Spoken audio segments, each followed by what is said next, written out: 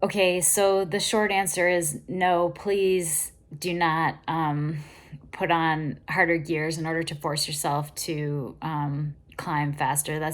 It's just not a thing that happens. We have the fitness that we have a cadence that we have, and there's not forcing it that can backfire in pretty catastrophic ways.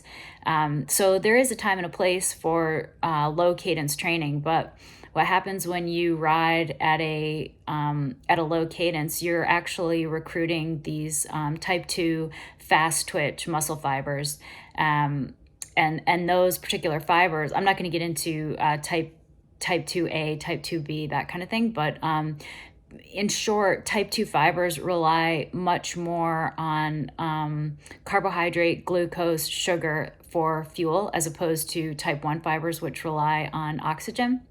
And so when you're riding at a low cadence, same as when you're sprinting, you are drawing on these type 2 fibers, which need to be fueled with glucose or carbohydrate. And so what happens is you only have so much muscle glycogen on board at any given time.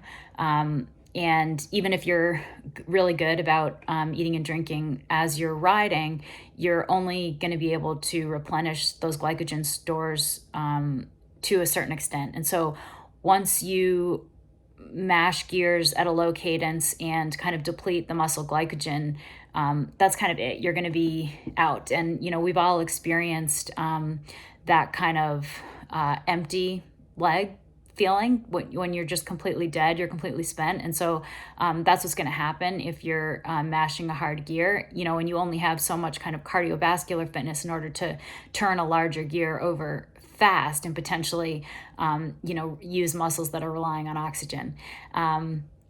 So for most riders within a normal range, and that's kind of between 80 to 100 RPM, we are going to find a spot that is most efficient. So new riders may ride at a kind of a different cadence outside of that normal range. But if you are kind of a more experienced rider riding within that normal cadence, you will find a spot at which you are going to be most efficient. And that's the cadence that you should shoot for. And there's going to be times when you are, higher or lower than that range, but you should largely just kind of rely on your body to determine that cadence. When you force yourself to turn a harder gear, rely on those type 2 fibers, you're going to chew through the glycogen in your muscles much faster. And so I would encourage you to, instead of making your gearing harder, if anything, I would make it easier. I would decide on your gearing based on what is working for you as far as what is your natural cadence, the climbing that you are going to do on, whatever race course or wherever you typically ride, not decide your gearing based on what you see other people doing, particularly pros.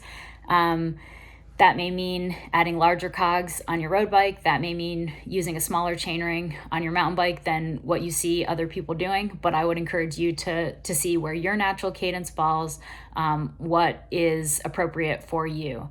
I